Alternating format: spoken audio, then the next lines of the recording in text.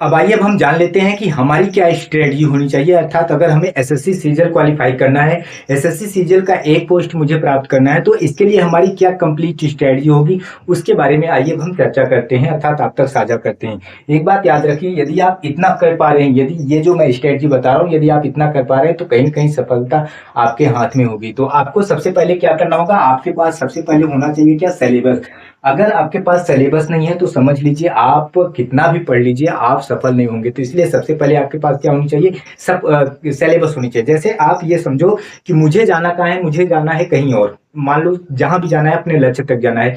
जब हमें रास्ता ही नहीं पता होगा तो हम कैसे अपने मंजिल तक पहुंच पाएंगे। तो इसके लिए मंजिल से पहले हमारा मंजिल भी होना चाहिए, साथ साथ में रास्ते भी सही होने चाहिए। अगर हमारा रास्ता सही रहेगा तो हम अपने मंजिल तक पहुंच पाएंगे। तो वैसे ही ये जो सिलेबस है हमारा एक रास्ता, एक मार्ग है जो हमें हमारे मंजिल तक लेके जाता है। तो आपके पास क्या होना चाहिए, सिलेबस होना चाहिए, आपके टेबल पर सिलेबस होना चाहिए। और सिलेबस सब अर्थात जितने भी सिलेबस में जो भी, जैसे मैथ में जितने भी चैप्टर हैं आपके ध्यान में होना चाहिए, इंग्लिश में जितने भी चैप्टर हैं सब आपके ध्यान में होना चाहिए, रीजनिंग में वैसे सब।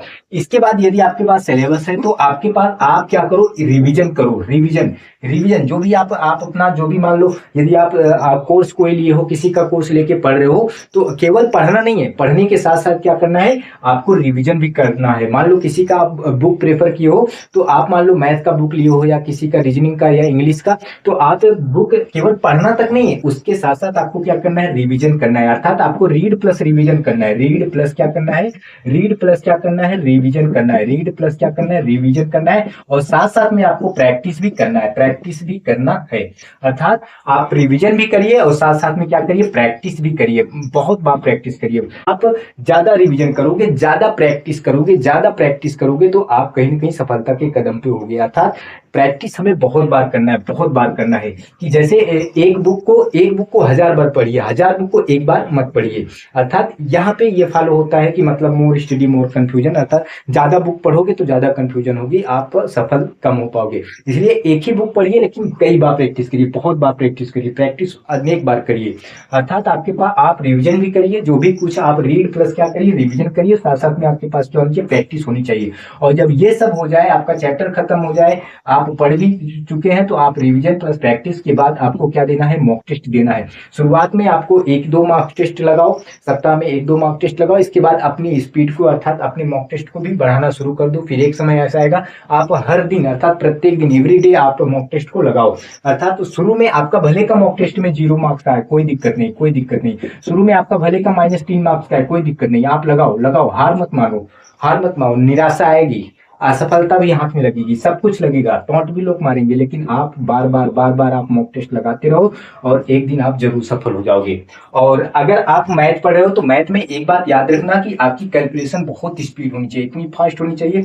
मान लो कहीं बहुत बड़े डिजिट देखो, आप 11 देख रहे हो, तुरंत डिवाइड करो, इसका क्या होगा, ऐसा मल्टीपल बड़े बड़े डिजिट को लेके मल्टीपल करो। कहीं कोई नंबर्स देखो, डिवाइड करो, मल्टीपल करो, सब्सट्रैक्ट, एडिशन करो। अर्थात आपकी कैलकुलेशन बहुत फास्ट होनी चाहिए, क्योंकि अभी मैंने बताया कि प्री में अगर आपने देखा होगा कि 100 क्वेश्चन 60 मिनट में, अर्थात टाइम का, अर्थात टाइम मैनेजमेंट का खेल है।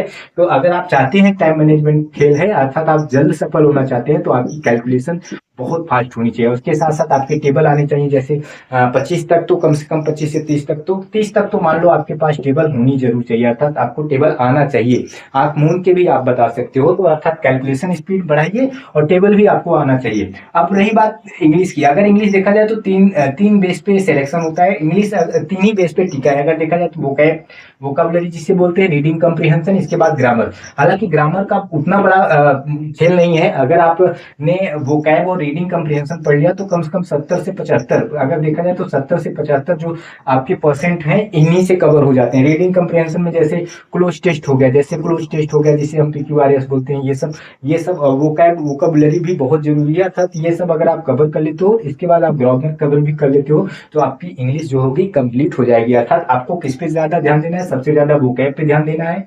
प्रत्येक दिन आपको वोकैब याद करना है। इसके बाद रीडिंग कम्प्रीहेंशन पे भी ध्यान देना है। जैसे मान लो कहीं पे आप मोबाइल में भी किसी का, आप क्या करो, मोबाइल में भी किसी के जाओ और देखो कि कैसे न्यूज़ को पढ़ा जाता है। द हिंदू का जो एडिटोरियल होता है कैसे पढ़ा जाता है। या आप क्या करो, एनसीईआरटी इंग्लिश का उसको आप पढ़ो, या तो यूट्यूब में देख के लोग पढ़ाते हैं तो उसको आप देखो बार बार।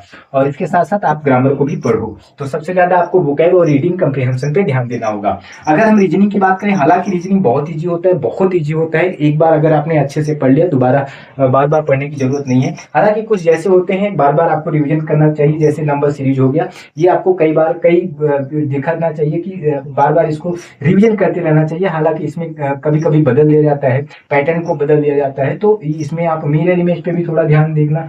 कुछ लोगों को तो बहुत ईजी होता है, बाकी तो कुछ जैसे देखा जाए काउंटिंग फिगर मान लो, ये सब आप ध्यान दीजिएगा। अगर जीके में देखा जाए तो स्पोर्ट्स पे आप ध्यान दीजिएगा, इवेंट्स पे जो भी रिवर हिस्टोरिकल जो डेट है ये सब आप ध्यान दीजिएगा। अगर करंट अफेयर देखा जाए तो आप लास्ट 6 मंथ का आपको करंट अफेयर्स पढ़ना चाहिए एग्जाम के, अर्थात लास्ट 6 मंथ आपको करंट अफेयर्स पढ़ना चाहिए। अर्थात ये सभी के सभी हमारे पास क्या होनी चाहिए, स्ट्रेटजी होनी चाहिए। यदि ये स्ट्रेटजी है तो हम कहीं ना कहीं सफल हो पाएंगे। हालांकि बीच में मैं बार बार कह रहा हूँ, बीच में थोड़ा बहुत आपको निराशा मिलेगी, असफलता मिलेगी, लेकिन उससे आपको घबराना नहीं है। लोग टोंट भी मारेंगे, लेकिन उससे आपको घबराना नहीं है। आपको अपना मंजिल, अर्थात आपका साफ साफ आपका मंजिल दिखना चाहिए। रास्ते भी सही होने चाहिए। रास्ते का मतलब आपके पास सिलेबस होनी चाहिए, revision plus practice, mock test, ये सब होना चाहिए। तो आप सफल हो जाओगे, अर्थात आप सक्सेस हो जाओगे। तो ये वीडियो आपको कैसा लगा कमेंट करके जरूर बताइएगा। यदि अच्छा लगा तो लाइक शेयर सब्सक्राइब जरूर करिएगा। धन्यवाद।